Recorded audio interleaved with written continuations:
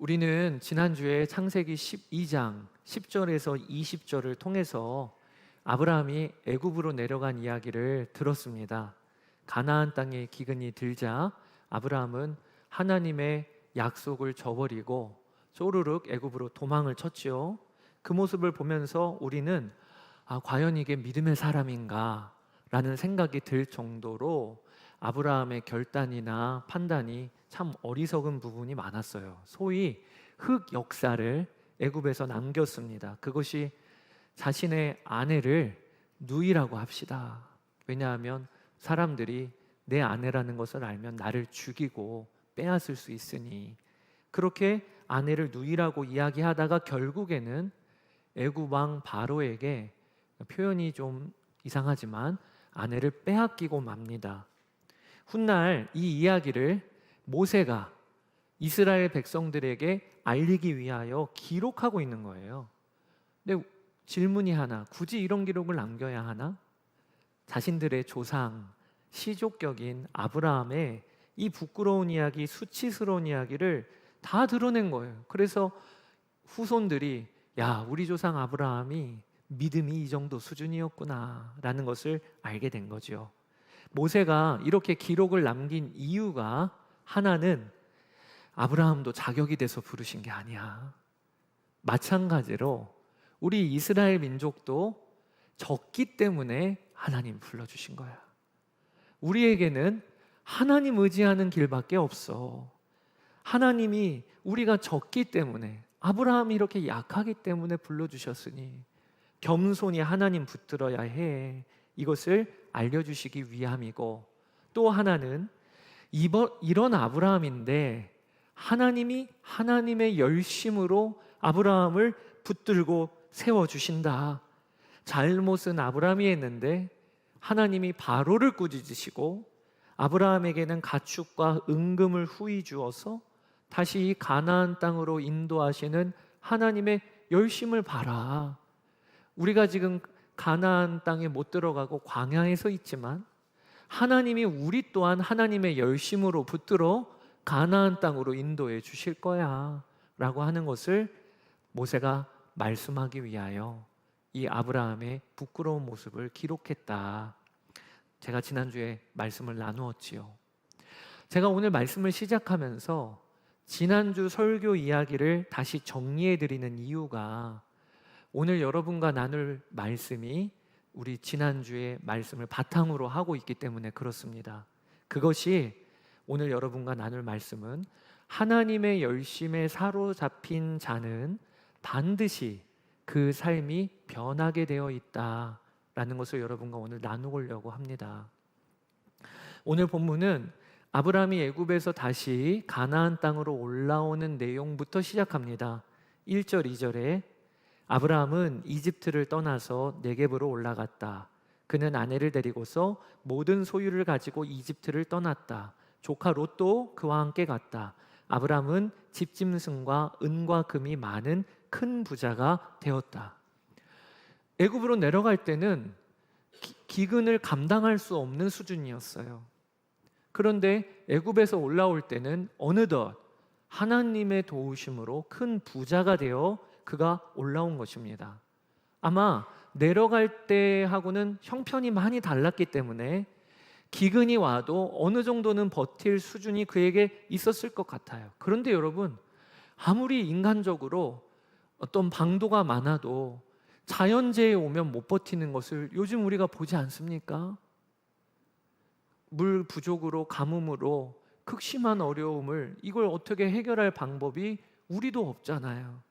마찬가지로 애굽에서 많은 소유를 붙잡고 그리고 가나안 땅으로 올라왔지만 여전히 그 땅은 기근 중이었던 것 같아요.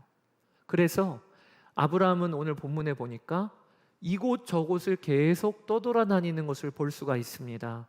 그게 3절입니다. 그는 네겝에서는 얼마 살지 않고 그곳을 떠나 이곳 저곳으로 떠돌아다니다가 베델 부근에 이르렀다. 가축을 많이 소유하는 건 좋아요. 그러나 중요한 게 관리하고 유지하는 게 문제죠. 기근이 여전히 있기 때문에 목초지가 풍성하지 않으니까 어디에서 오래 자리를 잡을 수가 없는 거예요. 떠돌아다니고 있는 거예요. 그런데 오늘 우리가 눈여겨봐야 할 것이 이런 상황에도 아브라함은 전혀 반응이 이전과는 달랐다는 거예요. 이전에는 기근이 들자 그 땅을 떠나 형편이 좋은 곳을 선택했던 아브라함이었습니다. 그런데 이번에는요, 이곳 저곳을 떠돌기는 하더라도 그는 가나안 땅을 벗어나지 않고 있어요. 그게 12절입니다. 아브라함은 가나안 땅에서 살고 롯은 평지의 여러 성읍을 돌아다니면서 살다가 소돔 가까이에 이르러서 자리를 잡았다. 여기 12절에 아브라함은 가나안 땅에서 살고 라고 하는 이 표현은요, 의도적으로 쓰신 거예요. 이곳저곳을 떠돌아다닐 수는 있지만 그는 가나안 땅을 벗어나지 않았다고 하는 것을 보여주고 있는 거예요. 우리가 이 구절을 그냥 읽으면 아니 무슨 특별한 일인가 싶지만 그렇지 않다는 것을 보여주기 위하여 오늘 성경은 아브라함과 비교하는 한 사람을 등장하고 시키고 있는 겁니다. 그가 바로 아브라함의 조카 롯이에요. 드디어 오늘 롯 이야기가 처음 나오고 있습니다. 이 롯은요, 삼촌 아브라함과 갈대아 우르에서부터 함께했던 가족이었습니다. 그의 아버지가 일찍 돌아가시고 삼촌 아브라함이 자신을 보호하여 키웠어요. 그게 롯이에요. 그래서 아브라함이 우르를 떠나 하란으로 갈 때도 같이 동행했고, 하란에서 본토 친척 아비집을 떠나 보여줄 땅으로 가라라고 할 때 롯도 그 아브라함의 가족으로 일행으로 함께 했습니다. 그래서 가나안 땅으로도 들어갔어요. 그리고 그 땅에 기근이 들자 애굽으로도 같이 내려갔다가 다시 올라온 사람이 롯입니다. 그러니 이 조카 롯은요, 아브라함을 옆에서 보면서 하나님이 자신의 삼촌의 삶을 어떻게 인도했는지를 보았던 사람이에요. 그런데 오늘 본문에 보면 롯은 아브라함과 다르게 가나안 땅에 머물지를 않고 그가 땅을 선택하는 기준이 어디가 더 풍성하냐, 어디가 보기 좋은 땅이냐 였다는 거예요. 10절, 11절 롯이 멀리 바라보니 요단 온 들판이 소알에 이르기까지 물이 넉넉한 것이 마치 주님의 동산과도 같고 이집트 땅과도 같았다. 롯은 요단의 온 들판을 가지기로 하고 동쪽으로 떠났다. 이렇게 해서 두 사람은 따로 떨어져서 살게 되었다. 그는 가나안 땅에 머무는 것에 대하여서는 관심이 없어요. 오늘 본문에 보니까 어디가 애굽 땅 같은 곳이야. 그래서 소알 땅을 바라보니까 애굽 땅과 같은 거예요. 이 말은 그도 기근이 들었을 때 아브라함의 일행으로 애굽에 내려갔다는 것을 알려주는 거죠. 애굽을 경험한 거예요. 근데 애굽에 가서 보니까 얼마나 풍성한지, 얼마나 비옥한지, 야 여기 참 살기 좋다 이랬는데 다시 삼촌이 이집트 땅을 떠나서 가나안으로 간다니까 그도 어쩔 수 없이 따라온 거죠. 그런데 이번에 땅을 선택해야 될 상황이 됐을 때 그는 애굽을 떠올린 거예요. 애굽처럼 좋은 땅 어디 없을까? 비옥한 땅 어디 없을까? 그리고 그가 결정한 곳이 소돔과 고모라와 소알이 있는 그곳으로 그가 갔다는 것을 오늘 본문의 기록을 왜 하고 있을까요? 아브라함이 선택한 선택이 쉬운 선택이 아니었음을 알려주고 있는 거예요. 아브라함이 이전에는 기근이 들었을 때 그 땅을 도망을 쳤지만 이제는 여전히 형편이 어려워서 목초지를 찾아 이리저리 다녀도 가나안 땅을 떠나지 않았다는 거예요. 여러분, 한 TV 프로그램 제목처럼 우리 아브라함이 달라졌어요. 우리 아브라함이 달라졌어요. 12장만 봤을 때도 얼마나 조급한지 어리석은지 또 이기적인지 그랬던 아브라함이었는데 오늘은 하나님의 말씀을 쉬이 떠나지 않고 있는 모습을 보여주고 있는 거예요. 뿐만 아니라 갈등 상황이 올 때 이전과는 그의 판단과 행동이 달라졌음을 오늘 또 보여주고 있습니다.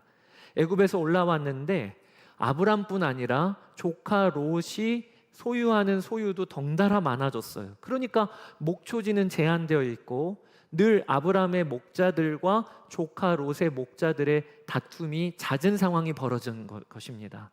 오늘 7절에 아브라함의 뒷짐승을 치는 목자들과 롯의 뒷짐승을 치는 목자들 사이에 다툼이 일어나곤 하였다. 그때에 그 땅에는 가나안 사람들과 브리스 사람들도 살고 있었다. 소유가 많으니까, 목초지는 제한되어 있으니까 경쟁하고 서로 다투고 신경전을 벌이고, 이럴 때 이전과 같았으면 아브라함은요 아마 이렇게 행동했을 거예요. 자기가 삼촌이잖아요. 그리고 애굽에서의 결정이 어땠습니까? 자기의 안위를 위해서 아내를 누이라고 합시다. 그러니까 그는 지극히 결정이 이기적인 사람이었어요. 그런데 이번에는 판단이 완전히 다른 거예요. 그게 8절입니다. 아브라함이 롯에게 말하였다. 너와 나 사이에, 그리고 너의 목자들과 나의 목자들 사이에 어떠한 다툼도 있어서는 안 된다. 우리는 한 핏줄이 아니냐. 아브라함이 갈등 상황이 올 때 해결하는 모습이 지금 엄청 달라져 있음을 우리가 알게 돼요. 누가 더 이익 보느냐, 누가 더 힘이 세느냐가 아니라 조카 롯에게 우리는 한 핏줄 아니냐, 우리 절대 다투지 말자. 지금 가나안의 브리스 사람들, 가나안 사람들 보고 있지 않느냐, 우리가 그들 앞에서 모범되게 행동하자. 그리고 그가 이야기한 것이 롯에게 먼저 선택해라. 네가 좌하면 나는 우하겠고, 롯 네가 우하면 나는 좌하겠다. 그 모습을 오늘 본문에서 우리에게 드러내주고 있는 거예요. 사랑하는 여러분, 오늘 창세기 13장이 우리에게 주시는 도전이 무엇일까요? 롯은 눈에 보이는 선택을 하며 살았고, 아브라함은 하나님의 말씀을 귀히 여겼다. 이것도 우리에게 주는 아주 중요한 도전이에요. 그런데 저는 오늘 말씀을 묵상하면서 여러분과 나누고자 하는 하나님의 감동이 하나가 있었어요. 그게 무엇이냐면, 주 안에서 사람은 변한다는 거예요. 주 안에서 사람은 변한다. 아브라함이 하나님의 열심에 붙들려 하나님이 그를 인도해 가시니까 어떤 일이 벌어지냐? 애굽으로 내려갈 때와 애굽에서 올라올 때 아브라함이 달라졌어요. 아브라함의 모습이 많이 바뀌었어요. 이것을 우리가 붙잡게 되기를 원하는 거예요. 하나님이 붙잡고 인도하시면요, 사람은 바뀌어요. 인생은 변해요. 여러분들은 하나님을 믿으면 그러면 누구라도 삶이 달라진다, 변한다, 이것을 믿으십니까? 이걸 믿으세요? 제자훈련 교재에 나오는 이야기 중에 어느 한 목사님이 평생 목회하시다가 은퇴를 하셨는데, 그 목사님이 이런 이야기를 하셨다는 거예요. 자신이 평생 목회하시면서 통장 갖다가 하나님께 바친 사람도 봤고, 집문서 바친 사람, 심지어는 피 뽑아 바친 사람까지 봤는데 성질 뽑아 바친 사람은 못 봤습니다. 그렇게 이야기를 쓰셨어요. 그 목사님의 고백이 뭡니까? 내가 평생 목회해 봤더니 예수님을 믿어도 성질 뽑아 바친 사람은 없더라. 이 결론이 무슨 결론이죠? 예수님 믿어도 성질은 안 바뀌는 거야. 예수님 믿어도 사람 변하는 거는 안 되는 거야. 이 이야기 아닙니까? 그런데 많은 성도들이 예수님을 믿어도 성질은 그대로인 거야. 예수님을 믿어도 사람은 안 바뀌는 거야. 이런 믿음을 갖고 있어요. 그러니까 어떻게 결론이 나냐면, 내가 예수님으로 말미암아 내 삶이 변화가 없어도 그럴 수도 있지라고 생각해요. 다 그렇게 믿는 걸, 집사님, 권사님, 장로님을 봐도 예수님을 믿는다고 성품이 달라지거나 사람이 달라지는 거 아닌 걸 다 그렇게 믿는 걸. 그러니까 내 믿음의 어떤 기준과 수준이 하나님을 만났다고 말하면서도, 하나님이 내 삶의 왕이라고 말하면서도 삶의 변화가 없어도 그대로 넘어가는 거예요. 이게 우리의 기도 제목도 안 되고 우리의 기대와 소망도 안 되는 거예요. 다른 사람을 볼 때도 똑같아요. 다른 사람을 볼 때도 예수님 믿으면 삶이 바뀌는 거야. 하나님을 믿으면 성품도 바뀌는 거야. 라고 하는 기대와 소망이 없으니까 사람을 볼 때도 그 기준으로 어떤 기대도 안 하는 거예요. 그게 오늘 말씀을 통하여 하나님 우리에게 도전해 주시는 겁니다. 아브라함을 보라. 아브라함이 12장까지는 얼마나 어리석었고 이기적이었고 판단이 미비했는데, 그런데 그런 아브라함을 하나님이 하나님의 열심으로 인도해 주시니까 13장에 그의 모습이 달라져 있잖아요. 그러니 우리도 그 믿음을 가지라는 거예요. 사랑하는 여러분, 예수님 믿으면 사람 달라집니다. 우리의 인생은 변합니다. 그게 고린도후서 5장 17절 바울의 고백인데 같이 한번 읽어보겠습니다. 그런즉 누구든지 그리스도 안에 있으면 새로운 피조물이라, 이전 것은 지나갔으니 보라 새 것이 되었도다. 아멘이에요. 여기 바울이 뭐라고 이야기하고 있냐면 그런즉 누구든지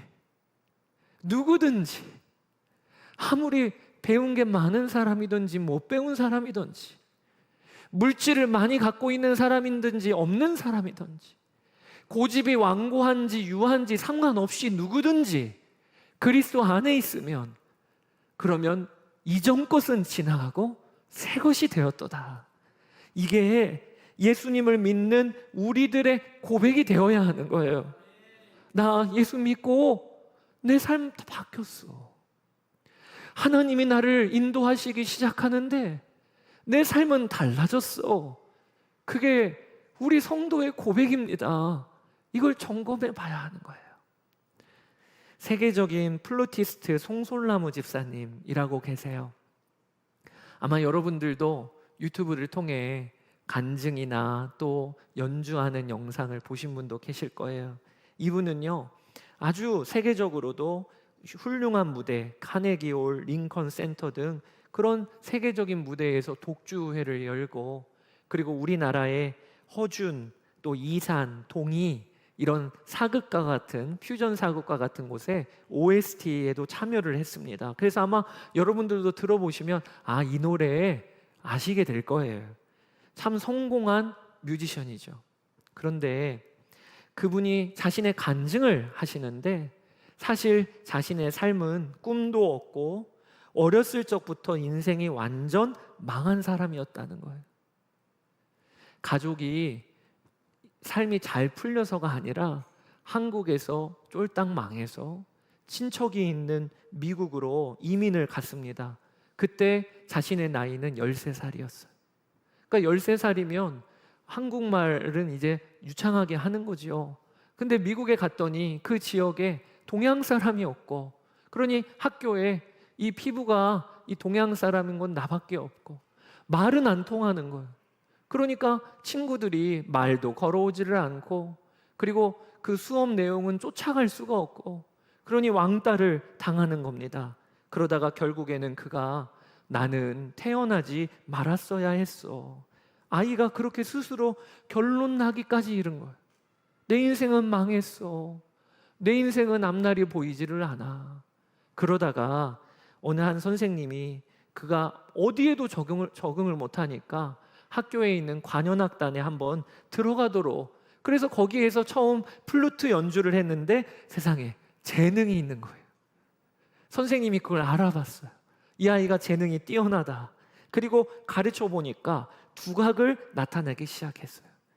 그리고 그 아이가 세계적인 음악대학인 줄리어드 프리스쿨 영재 과정에 들어가게 되고, 거기서부터 하나님께서 그를 놀랍게 세우셔서 지금은 그렇게 간증하러 연주하러도 다니시는 분이세요.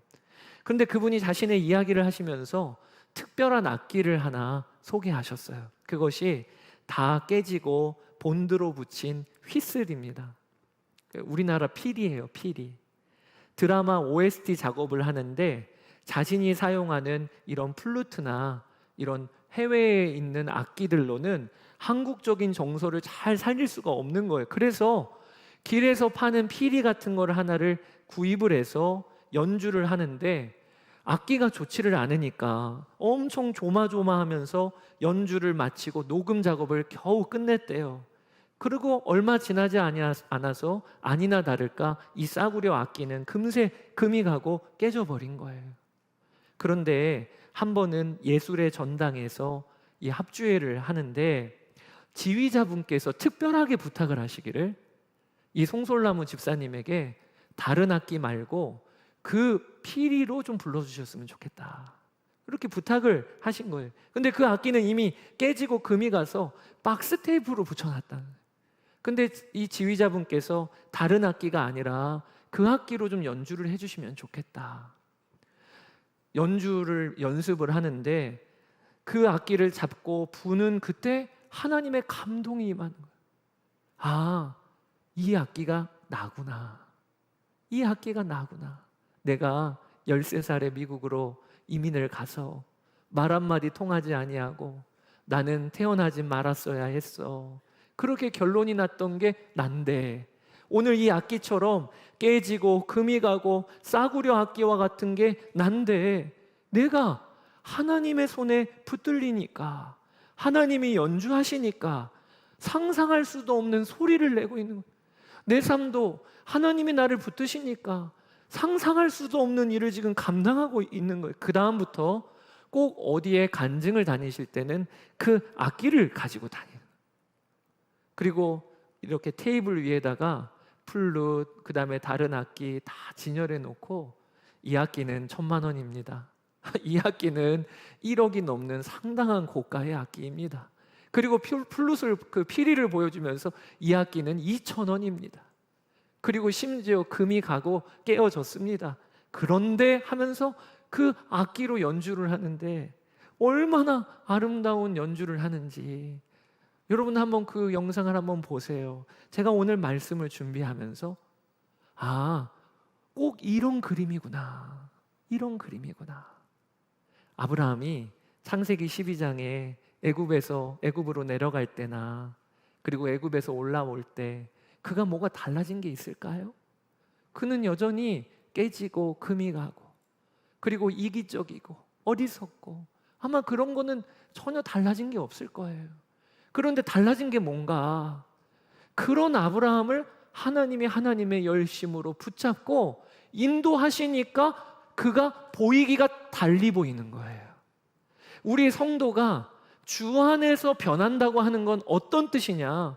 여러분, 우리는 여전히 금이 가고 깨진 연약한 존재들, 판단하는 게 미숙하고 어리석습니다. 그런데 하나님이 그런 우리를 붙잡으시니까 다른 사람이 보기에 달리 보이는 거예요. 우리의 삶에 연주하는 소리가 달라지는 거예요. 이것을 정말 믿으세요. 우리를 붙잡고 계시고 떠나지 아니하시는 하나님은 인생 최고 경영자세요. 최고의 연주자이세요. 이거를 내가 믿으니까 우리도 고백하기를 내 삶은 주 안에서 바뀐다. 예수 믿으면 사람은 달라진다. 그런 눈으로 나도 보고 다른 이도 보는 게 눈이 열리게 되는 거예요. 저는 2009년에 지난주에도 제가 간증을 했는데 제 인생이 다 망가졌어요.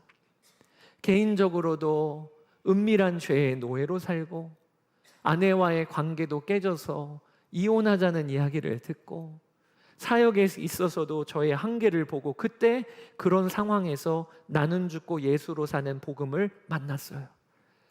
예수님의 사람 제자훈련 세미나에 가서 그런 내 안에 성령님이 떠나지 아니하시고 여전히 계신다니 하면서 얼마나 그게 복음인지, 그리고 그때부터 주님이 나와 함께 계시다니 나도 주님과 동행해야지 하면서 그 복음의 삶을 살기를 시작을 했던 것 같아요.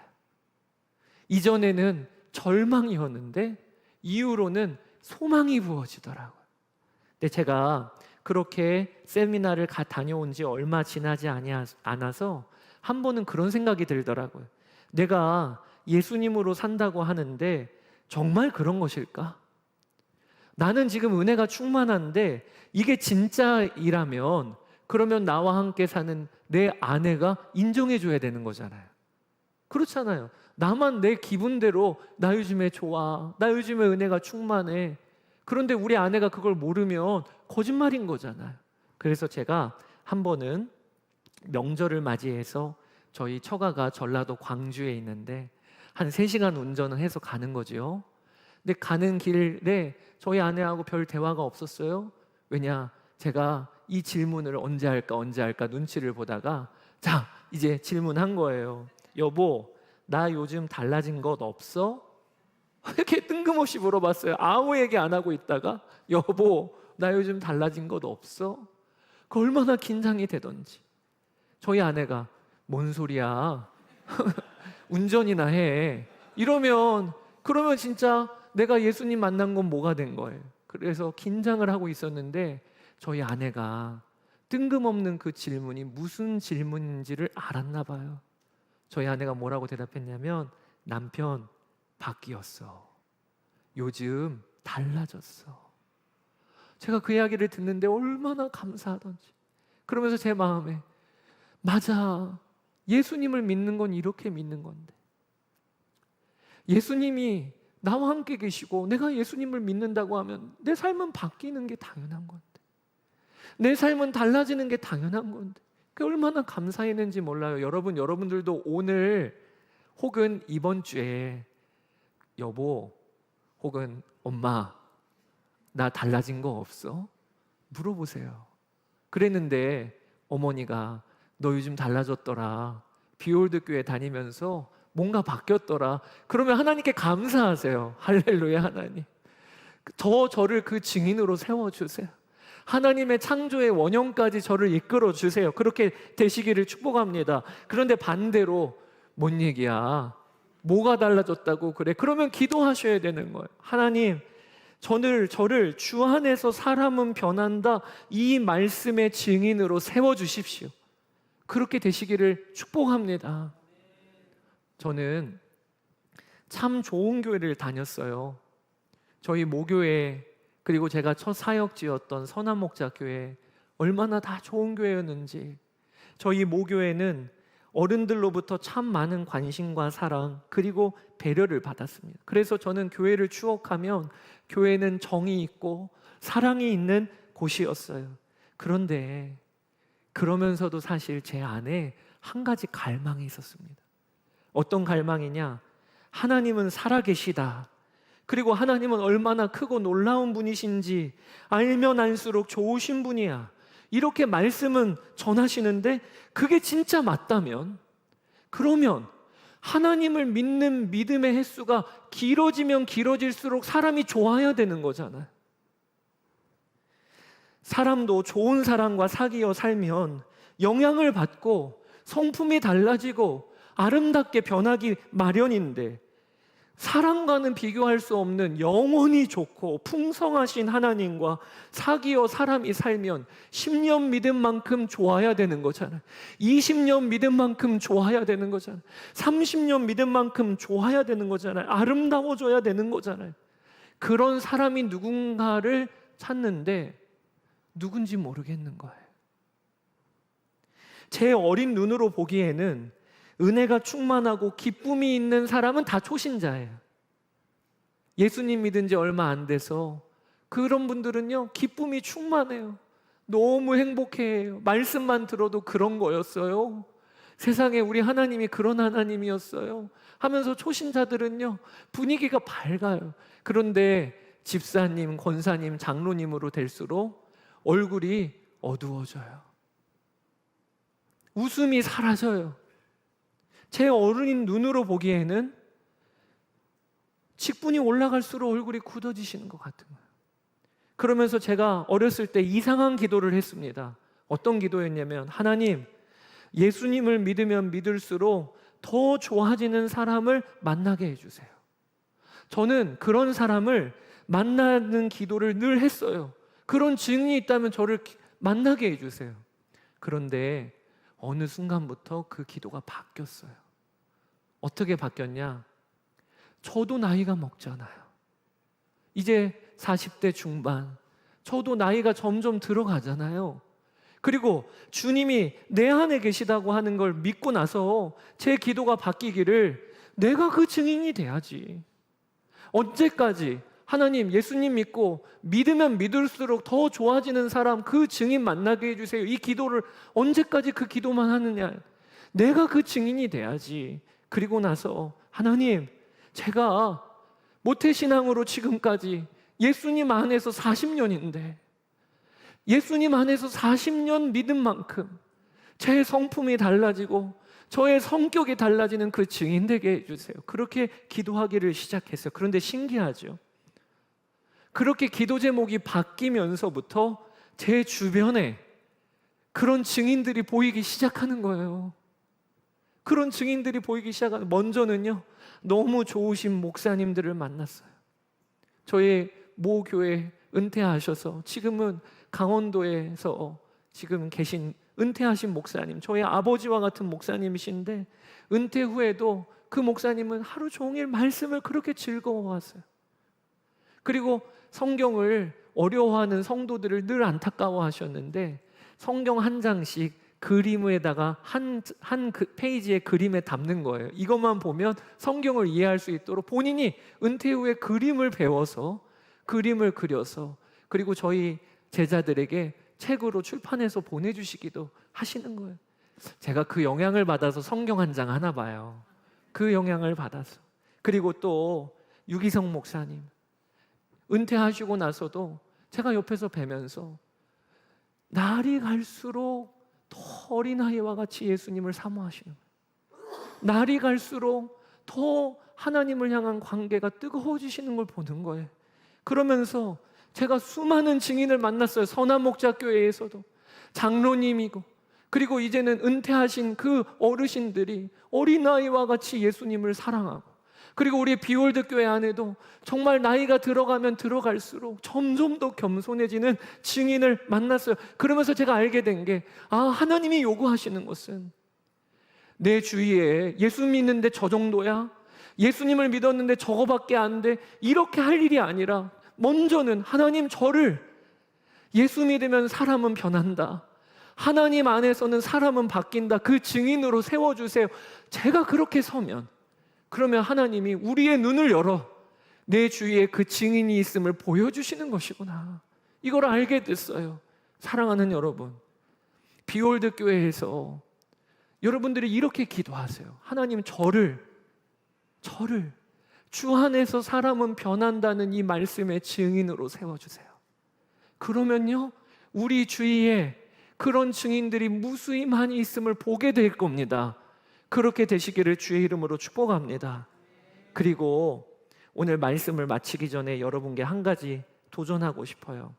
하나님이 아브라함을 붙드시기도 했지만 오늘 본문에 보면 아브라함 그도 잘한 게 있어요. 아브라함은 그도 하나님께 나아가기를 포기하지 아니하고 늘 선택을 하나님과 교제하는 자리를 선택했다는 거예요. 오늘 본문 3절 4절입니다. 그는 네겝에서는 얼마 살지 않고 그곳을 떠나 이곳저곳으로 떠돌아다니다가 베델 부근에 이르렀다. 그곳은 그가 처음으로 제단을 쌓은 곳이다. 거기에서 아브라함은 주님의 이름을 부르며 예배를 드렸다. 애굽에서 올라와서 여기저기 떠돌아다닙니다. 정착할 곳을 찾아다닙니다. 그러다가 그가 결국에는 그래 여기야 라고 했던 곳이 베델이에요. 그런데 그 베델이 어떤 곳이냐? 아브라함이 하나님께 제단을 쌓았던 곳이다. 예배의 자리로 그가 결국에는 나아온 거예요. 결국에는 그가 어디를 선택했냐? 하나님과 교제하고 하나님과 관계하는 그 자리를 아브라함은 선택을 한 거예요. 뿐만 아닙니다. 롯이 그를 떠나고 나서 아브라함은 그 다음에 어디로 갔냐? 오늘 본문에 보니까 헤브론으로 갔다고 기록하고 있어요. 18절 말씀 같이 한번 읽어보겠습니다. 아브라함은 장막을 거두어서 헤브론의 마물에 곧 상수리 나무들이 있는 곳으로 가서 거기에서 살았다. 거기에서도 그는 주님께 제단을 쌓아서 바쳤다. 헤브론으로 가서도 그가 했던 게 뭐냐? 베델과 같이 하나님께 제단을 쌓아서 바쳤다는 거예요. 그런데 여러분, 이 헤브론이라고 하는 지명의 뜻이 뭐냐? 연합, 동행, 친구라고 하는 뜻이 이 헤브론이라고 하는 지명의 뜻이에요. 그러니까 아브라함이 결국에는 헤브론을 선택하고 이 헤브론에서 아브라함 인생의 대부분을 여기에서 보내게 됩니다. 뿐만 아니라 아브라함의 아내 사레가 죽어서 묻힌 곳이 헤브론이고 아브라함도 죽어서 묻힌 곳이 헤브론이 됩니다. 이 헤브론을 선택했다고 하는 이 말씀이 오늘 우리에게 주시는 도전이 뭘까요? 하나님이 아브라함을 붙드셔서 이끌기도 하셨지만 아브라함도 반응했다는 거예요. 아브라함도 어떤 선택을 했냐? 하나님께 예배드리고 하나님과 함께 거하고 하나님과 동행하는 그 자리를 결국에는 선택했다는 거예요. 여기에서 사람이 바뀌게 되는 것입니다. 어떻게 우리의 삶은 변하는가? 먼저는 하나님이 우리를 붙드세요. 하나님이. 그러나 나도 반응해야 합니다. 늘 주님 바라보고 그리고 주와 동행하는 그 자리를 사모하고 그러면 나는 여전히 깨지고 금이 간 사람이라도 주님이 내 삶을 붙잡고 연주하기 시작하세요. 주님이 내 삶을 붙잡고 세워가기 시작하세요. 하나님 저를 그 증인으로 세워주세요. 오늘 그렇게 기도하고 결단하시게 되기를 주의 이름으로 축복합니다. 오늘 저희가 성찬을 받아요. 성찬은요, 오늘 말씀에 가장 강력한 하나님이 주시는 은혜의 도구예요. 오늘 말씀처럼 내 삶을 하나님이 붙들고 계시다. 성찬이 그 메시지예요. 주 예수님이 아예 나와 하나가 되셔서 나와 동행하신다. 그리고 나도 그 성찬을 먹고 마심으로 오늘 결단하는 거예요. 주여, 제가 헤브론을 선택합니다. 주와 동행하는 자리를 선택합니다. 저는 주 안에서 바뀐다. 이 말씀의 증인이 될 것입니다. 오늘 그렇게 결단하며 나아갑시다. 오늘 말씀 준비하면서 찬양이 떠오르기를 우리 죄 위에 죽으신 주, 이 찬양이 붙잡아지더라고요. 우리 죄 위에 죽으신 주, 십자가 그 사랑 감사하네.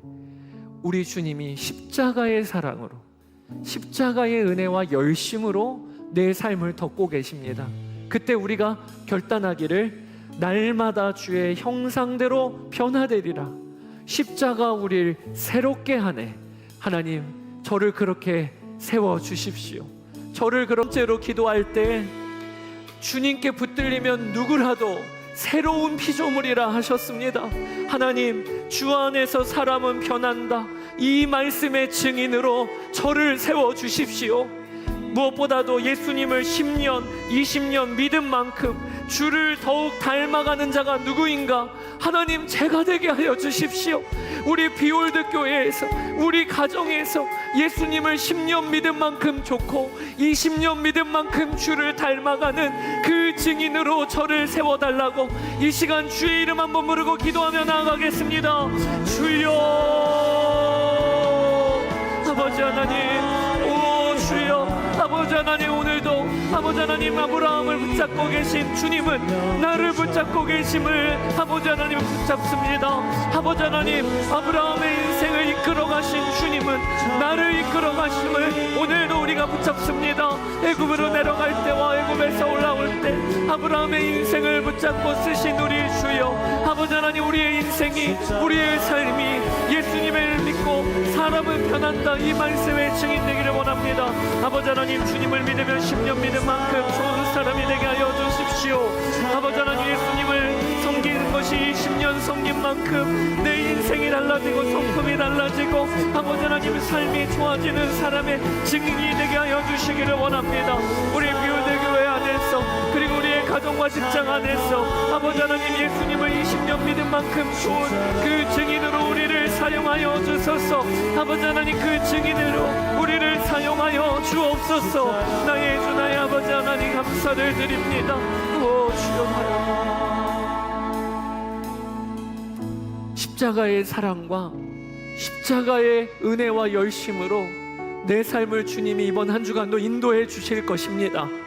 이번 한 주간도 뿐만 아니라 이번 한 달도 내 삶을 그렇게 인도해 주실 것입니다. 우리가 성찬을 받는 것은 이 일에 대한 보증이 성찬이에요. 우리와 하나가 되었다. 우리가 주 예수님과 한 몸이 되었다.